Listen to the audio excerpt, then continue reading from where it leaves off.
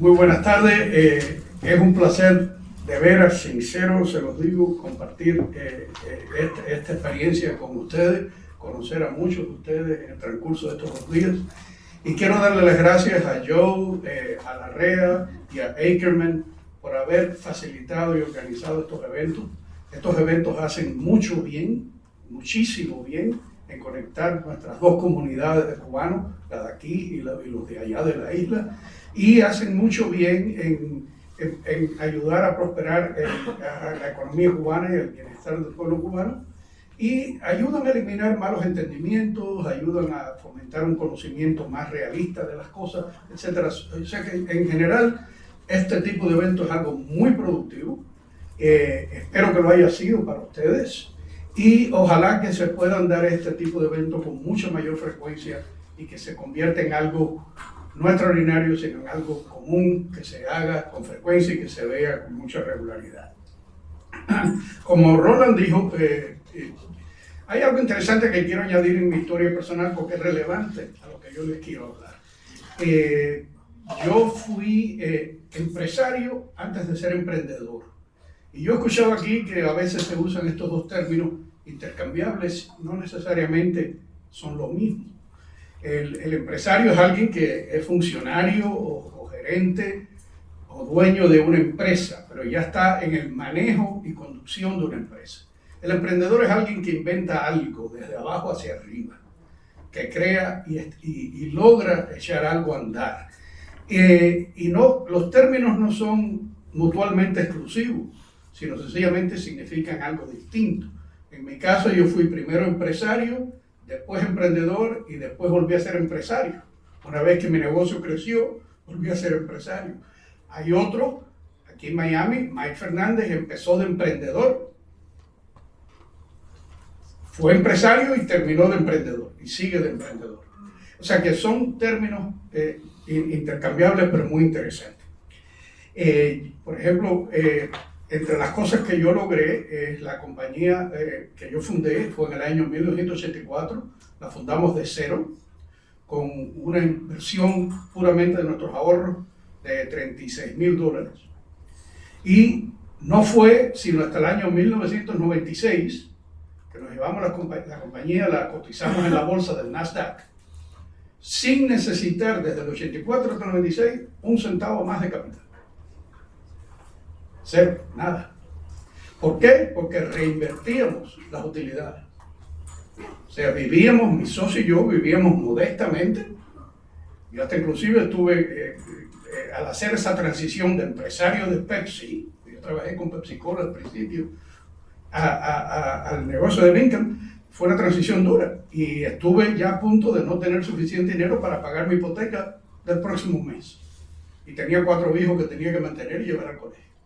Entonces, ese tipo de cambio no es fácil, pero es importante porque te da muchas perspectivas. Para mí en la vida, haber sido empresario de una empresa multinacional, como es la PepsiCo, me dio muchas experiencias y muchos conocimientos del manejo de una empresa, cosas que para mí fueron muy útiles cuando yo fundé mi negocio y pudimos arrancar el negocio con prácticas gerenciales sofisticadas y adaptadas al tamaño de nuestra empresa.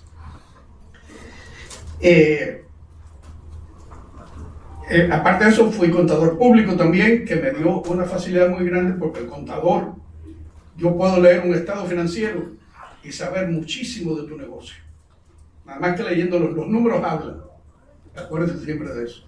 Y los números son esenciales cuando alguien va a invertir en un negocio o un banco va a ofrecer dinero, etc. Esos números dicen mucho. Y hay que saber entender lo que te dicen los números. Los números a veces te alertan, te dan a entender de que estás al borde de un problema. Quizás muchas veces antes que tú lo veas, los números te lo empiezan a decir. O sea que entender los números, tener un buen sentido de la contabilidad de una empresa y de la finanza de una empresa es algo esencial. Pero vamos a hablar ahora de emprendedor, porque yo creo que en el caso de Cuba, la inmensa mayoría son emprendedores. El Cuba Study Group, que lo fundamos nosotros en el año 2001, ya después que yo había vendido mi empresa, fue una de las cosas que yo empecé a dedicarle mucho de mi tiempo, el Cuba Study Group siempre desde que se fundó en el año 2001 lo que procuraba era facilitar los procesos de cambio en Cuba. Lejos de dificultar los cambios, lo que nos procuramos siempre es tratar de hacerlo cada vez más fácil. Todos sabemos que Cuba necesitaba cambiar y que Cuba necesita cambiar, al igual que tienen que cambiar todos los países del mundo, todos nosotros. Yo una cosa que decía en mi empresa, y la decía comúnmente a los empleados, si uno no se convierte en esta empresa en un agente de cambio, no te queda más remedio que convertirte en una víctima del cambio. El cambio es algo bueno, algo necesario, algo fundamental para la vida, etcétera, desde la biología hasta la realidad económica en la que vivimos. Curiosamente, en el año 2004, creo que fue, o 2008-2004, sacamos en el Cuba Study Group un documento que llamaba al gobierno cubano. En aquel momento no teníamos capacidad de diálogo con el gobierno cubano, pero entonces teníamos, para comunicar algo, teníamos que publicarlo. Entonces publicamos un documento que salió y recibió una recepción muy buena en muchas partes del mundo, sobre todo en España y otros países de habla hispana, un documento que llamaba a Cuba a relanzar su crecimiento económico a través de la microempresa. En aquel momento no se hablaba de nada de este tipo de cambio en Cuba, pero sin embargo nosotros vimos que para poder revitalizar la economía cubana, que ya se veía en el camino que llevaba en aquel momento, era necesario revitalizarlo a través de la microempresa, por varias razones. La primera es que al enfocarnos en la microempresa, encontramos un área en que se pueda dialogar con Cuba y dialogar sobre Cuba sin caer en la política, que es algo interesantísimo. Yo creo que el mismo Niel lo dijo. Este es un tema que toda la vida estaba encrespado en política y hay que buscar formas de hablar sobre esta cosa de una forma que no sea necesariamente basado en la política. Segundo, porque siempre creímos que el crecimiento económico que viene de abajo hacia arriba es superior al crecimiento económico que viene de arriba hacia abajo. Y pensamos, y aparte de eso, también pensamos que la pequeña empresa, la microempresa, la microeconomía, porque nosotros hablamos de que se desarrolle la economía a través de la microeconomía primero, y luego enfocar los grandes problemas macroeconómicos que Cuba ha tenido, tiene y tendrá por mucho rato. Pero esa microeconomía es la primera base donde se puede trabajar, donde se pueden lograr cosas que empiecen a crear una dinámica muy interesante para el país. Después, en el año 11, tuvimos una conferencia que fue en Nueva York con el Consejo de Relaciones Exteriores y con el Consejo de las Américas, y donde en esa reunión se habló de empezar un proceso de ayudar al emprendedor en Cuba, por la necesidad que iban a tener de capacitación, de información, de conocimientos, de financiamiento, en fin, miles de cosas. Se habló de buscar procesos que permitan el microcrédito, que permitan el acceso a los créditos, que permitan la capitalización. Y pocos años, un poquito después de eso, el Cuba Study Group fundó una organización en Cuba que se llama el Proyecto Cuba Emprende. No sé si ustedes han oído de él, en La Habana, en Camagüey y en Cienfuegos, donde hasta el día de hoy, John es el presidente de la Fundación Cuba Emprende, John McIntyre. No se preocupen del nombre, es cubano.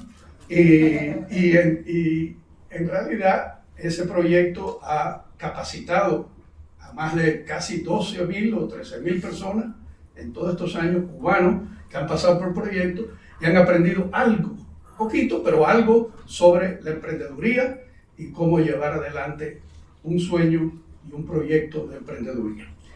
Y eso me lleva a lo que es el emprendedor. El emprendedor, como dijo Mike ayer, no es más que un soñador. Yo siempre le dije a mis hijos que yo he disfrutado en mi vida soñar mucho más que alcanzar. Siempre. Soñar es lo más rico que hay, y poder soñar en tu proyecto y después que realices algo, soñar en la segunda fase y soñar en la tercera fase, etc. Eso es ahora. no solo basta soñar, hay que poder implementar. Y esa es una clave importante, ¿no? Entonces, el emprendedor exitoso es aquel que tiene la capacidad de soñar, que tiene una visión de futuro, tiene una visión de proyecto, pero tiene la capacidad personal y la habilidad de tomar ese sueño y hacerlo una realidad. Pero, aparte de eso, ese emprendedor necesita tener unas características importantes. Necesita tener determinación y perseverancia. Son dos características muy, muy importantes.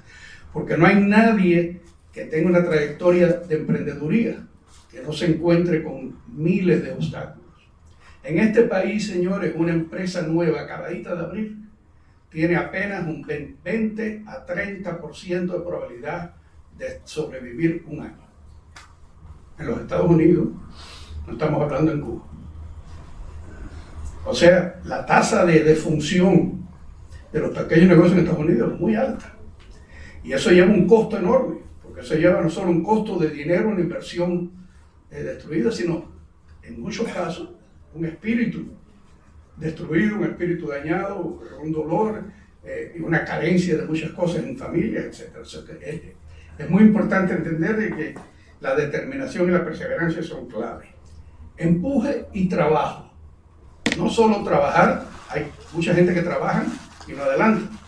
O sea que no es el trabajo solo, pero el empuje y el trabajo son también claves que combinado con la determinación y la perseverancia ayudan mucho al emprendedor a lograr esos sueños. Propenso a la toma de riesgo. El que no tome riesgo no llega ni a primera base. Ahora, hay riesgos y hay riesgos, ¿right? Como es natural. Por ejemplo, esa transición que yo hice de empresario de Pepsi, donde yo era un joven en aquel momento, pero un joven empresario de los que estaban en su vida en las organizaciones. Una carrera, yo vislumbraba delante de mí toda una carrera con Pepsi. Y decir, me voy y voy a empezar mi negocio, eso es durísimo. Dejar un sueldo magnífico a no ganar nada, eso también es durísimo. Pero esa es una característica muy importante del emprendedor, tomar riesgos calculados, no a lo loco. Esto no es un proceso de juegos al azar o irse a Las Vegas. Es otro tipo de riesgo, pero riesgos calculados. Y otra característica muy importante del emprendedor es sacrificar el hoy por el mañana. No se pueden hacer las dos cosas. Yo no puedo empezar un negocio ahora y vivir la dolce vita y esperar que yo tenga éxito el día de mañana. En el caso nuestro, por ejemplo, nosotros reinvertimos toda la ganancia que hacíamos, la reinvertíamos y sobre todo la reinvertíamos en contratar el mejor personal que yo podía contratar en aquel momento con lo que yo podía pagar. Lo mejor, yo me estiraba hasta lo último para contratar lo mejor que pudiéramos tener. Porque yo sabía, y esa es otra cosa que es muy importante, que no hay nadie que solito tenga éxito. Hace falta un equipo de personas que colaboran contigo y que te ayudan a subir. Desde los colaboradores más cercanos hasta los empleados más insignificantes. Ese es tu equipo. Y el emprendedor que sabe, valora sus recursos humanos. Y se da cuenta que los recursos humanos que tú tienes en tu empresa es el activo más poderoso que tú puedes tener. Ese emprendedor que reconoce que los recursos humanos de tu empresa es tu clave del éxito, sabe recompensarlo, sabe mejorar sus habilidades, ofrecerles oportunidades de desarrollo. Y yo creo que Mike lo mencionó ayer muy claramente, la forma en que él en todas sus empresas que ha comprado y vendido ha sabido darle grandes recompensas y recompensar para convencer a tu equipo que tome los riesgos que tú estás tomando también. Esto es clásico, imprescindible para el éxito. Y estoy hablando del éxito a largo plazo.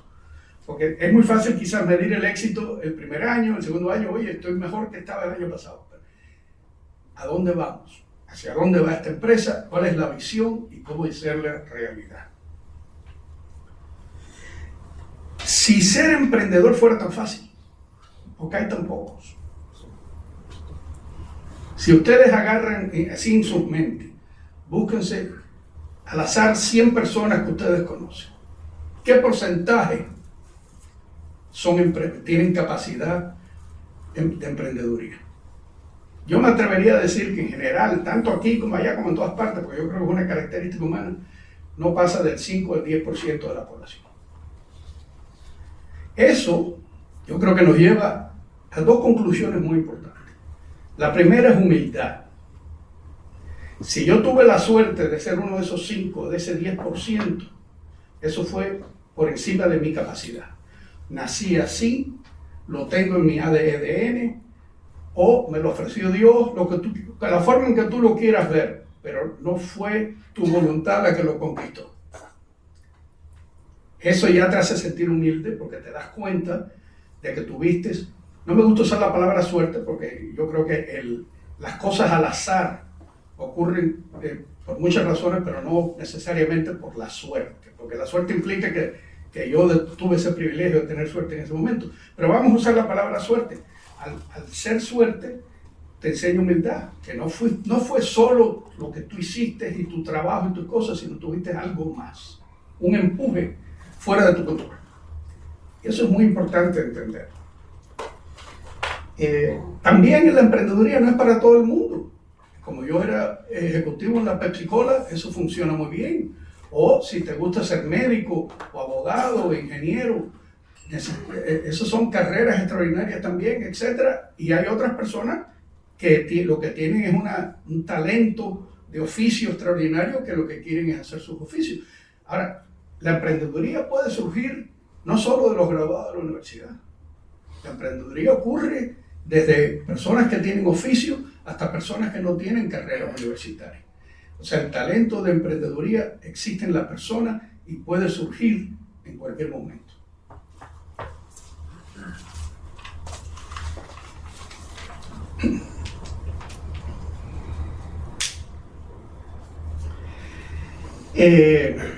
¿Cómo tener éxito?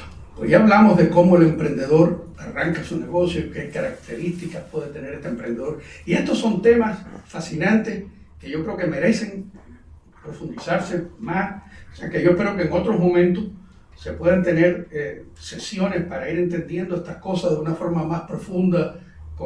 Esto lo que yo estoy haciendo es como dar un bosquejo muy ligero sobre estos temas que yo creo que son de gran importancia, ¿no?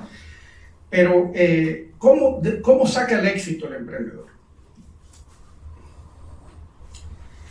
Yo creo que hay dos cosas que te llevan al éxito. Ya si tú tienes ese talento emprendedor y te decides lanzarte, ¿cuáles son las cosas fundamentales que te ayudan a tener éxito? Visión y plan estratégico. El emprendedor ve más allá del año que viene y del segundo y del tercero y del cuarto. El emprendedor tiene un sueño y lo va a buscar. ¿Okay?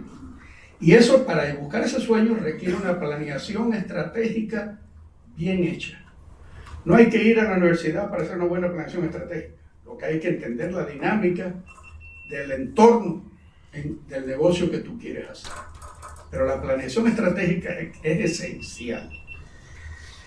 La otra cosa que es esencial es la capacidad de reinvención. Yo mismo en mi negocio, muchas veces, y yo después de 20 me hemos creado otros negocios, pero la reinvención es esencial.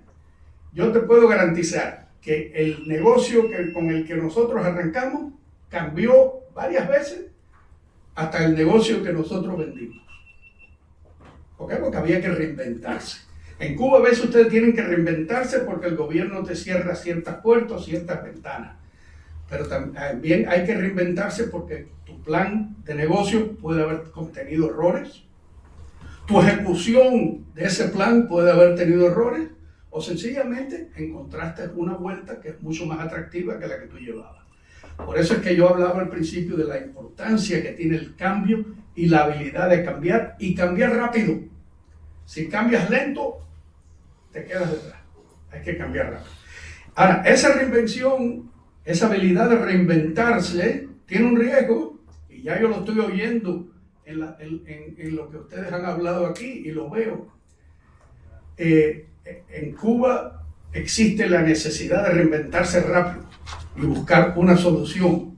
Pero cuando tú tratas de reinventarte buscando distintas ramas de negocio, puede que te vaya bien por un rato, pero a la larga tú no vas a lograr un éxito rotundo si no hay enfoque y concentración.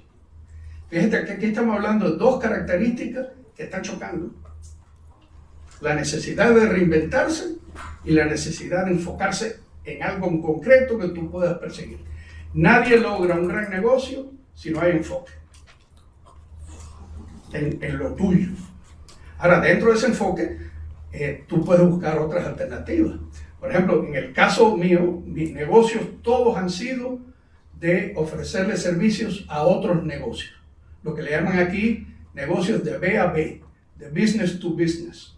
A diferencia de Pepsi Cola, por ejemplo, que era un B2C, business a consumidor, ¿correcto? Mi experiencia completa de emprendedor fue de negocios a negocios, de servicios.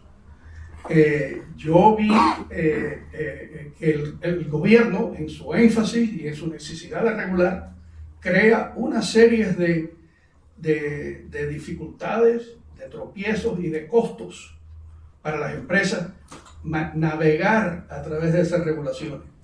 Pues yo dije, bueno, esa es una oportunidad para inventar un negocio. Y por ahí nos fuimos. El negocio de nosotros existía y existió para aliviarle a las empresas el peso de las regulaciones del gobierno en temas laborales.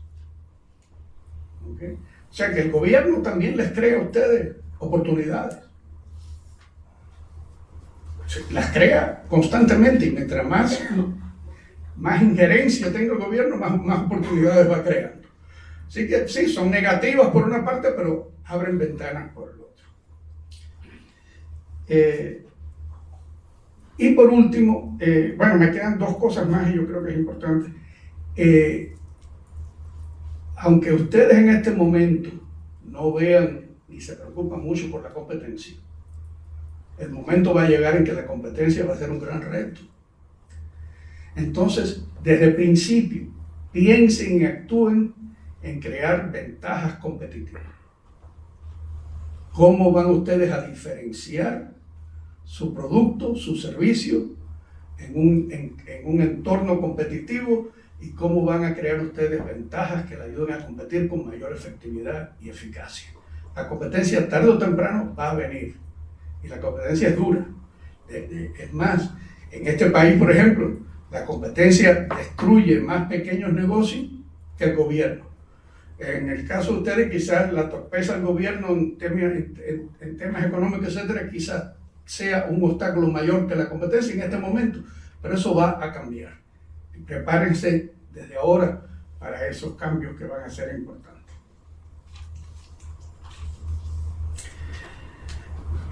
Oportunidades, visión de oportunidades. ¿Cómo encontrar estas oportunidades? Los empresarios prosperan cuando surten una necesidad o demanda del mercado.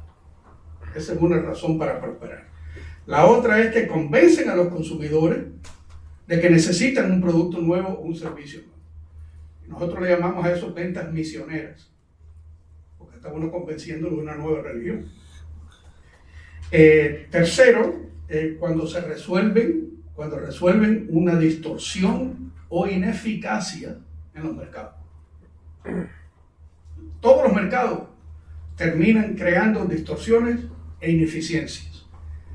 Las empresas que buscan cómo resolver esas distorsiones, cómo resolver esas ineficiencias, prosperan.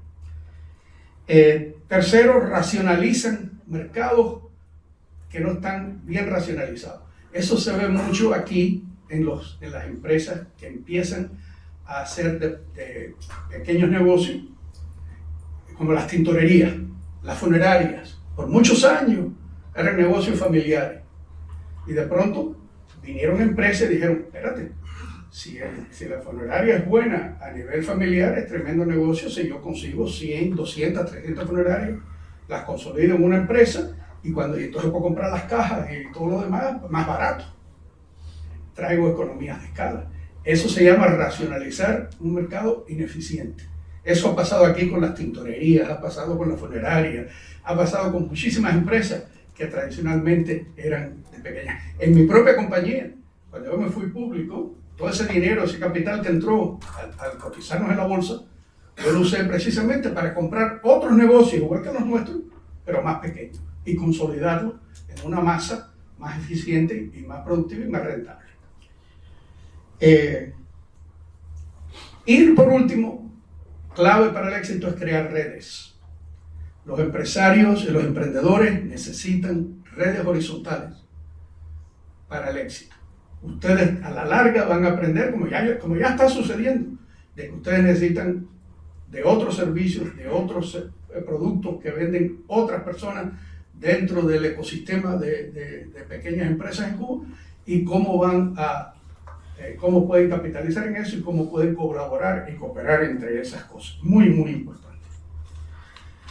Ahora quiero hablarles muy por arribita de un tema que yo creo que es muy interesante, y yo sé que todos ustedes están ansiosos de conocerlo un poquito más a fondo. O sea, que de nuevo, lo que yo voy a hablar es algo muy por encima. Aquí hay mucha tela para cortar. Pero ¿cómo obtener capital? Hay tres fuentes de capital fundamentalmente, ¿verdad? Hay el ahorro, es una fuente de capital. Muchos de los negocios ustedes empezaron vendiendo una casa, invirtiendo ese dinero en el capital, o alguien de una remesa que se los mandó, etc. Pero alguien ahorró ese dinero antes. Segundo, préstamos. Y tercero, capital de sociedad, o sea, capital permanente. Lo que le dicen aquí private equity, que es el capital privado que se le ofrece a los pequeños negocios. Cada uno tiene una función muy distinta, ¿no? El ahorro es lo fundamental para arrancar ese primer momento, arrancar una pequeña empresa, sobre todo si es pequeña en ese momento, ahorros o de uno, de la familia, o un préstamo personal, o lo que le llaman aquí un inversionista ángel, que es un ángel que te logró dar el dinerito que tú necesitabas para arrancar tu primer negocio. Segundo viene el préstamo. El préstamo solo sirve para necesidades temporales. Por ejemplo, si ustedes tienen una transacción, le van a hacer una venta de exportación a alguien, y esa exportación tiene que financiarse, necesitan una ayuda de alguien que financie esa exportación. Eso es muy común aquí, financiar exportaciones de otros países o importaciones, etc. O para comprar equipo. Para comprar equipo sí se usa el préstamo o préstamo bancario, etc. Pero para el capital privado solo surte una necesidad, y es crecimiento. Nadie te va a prestar dinero para crecer tu negocio, que sea un banco o que sea un préstamo. Eso no sirve para crecer un negocio. Tiene que ser un capital permanente, un capital que esté a riesgo. Y ese es el tipo de capital que ofrecen las compañías de aquí que le llaman private equity. Ya se está hablando, estamos hablando nosotros, porque yo quiero que ustedes entiendan que a veces algunos funcionarios cubanos cuesta trabajo entender de que hay un grupo de cubanos que está haciendo estas cosas, no por ganarse un centavo más, sino por ayudar al pueblo y ayudarlos a ustedes. Y hay muchas personas aquí que están luchando y trabajando muy duro para lograr buscar fuentes de financiamiento que le sirvan al sector emprendedor cubano de una forma más clara y más definida, ¿no? O sea que eso está pasando. Pero para buscar ese capital, para acceder a cualquier tipo de capital, desde abrir una cuenta de banco hasta préstamos de banco o préstamos de financiamiento o compras de equipo o capital más permanente como es el capital privado, hace falta que ustedes estén preparados a sufrir lo que aquí le llaman un due diligence. Due diligence, ya se habló un poquito hoy, es el proceso por el cual el inversor va a revisar sus negocios a ver si ustedes son aptos para recibir ese capital. Los procesos de due diligence son dolorosos, se los advierto, y que lo sepan. Y ese due diligence es esencial. En este país las leyes te exigen, para todo, prácticamente para todo, que tú tienes que conocer a tu cliente. Le llaman Know Your Customer. Es un grupo de leyes que te exigen que tú tienes que conocer a tu cliente. O sea, tú tienes que estar seguro de que tu cliente es una persona honrada, que tu cliente no está importando drogas, que tu cliente no está lavando dinero. Y para eso, ustedes todos, cuando quieren acceder a capital, tienen que prepararse para ese proceso. Es un proceso crítico y esencial. Tienen que estar dispuestos, tienen que tener contabilidad clara. Ahora yo voy a entrar en esas cosas, ¿no? Acuérdense que los inversores, sobre todo el de private equity, están dispuestos a tomar riesgos intrínsecos en el negocio. Pero el riesgo que nadie está dispuesto a tomar es el riesgo reputacional. Nadie que yo conozco al nivel de las personas que yo estoy hablando, los mafiosos sí, pero si no son mafiosos, nadie quiere echarse encima un riesgo reputacional. Entonces tienen que tener muy consciente de que si le están ofreciendo algo y no están exigiendo este tipo de información, este tipo de diligencia, etc., cuidado. Cuidado, pues entonces si es alguien que no le importa el riesgo reputacional, es alguien que no es de muy buena calaña. Y déjenme, les puedo profetizar de que van a caer sobre ustedes 17,000 paracaidistas ofreciendo cielo y tierra, ¿okay?, de poca reputación y de poca moral y de poco carácter. Anden con cuidado. Anden con cuidado. ¿Qué busca el inversor? Y ya con esto creo que termino este bosquejo. El inversor busca el retorno. Por supuesto que quiere el retorno, claro. Y el retorno va de acuerdo con el riesgo. Mientras más alto el riesgo, más alto el retorno.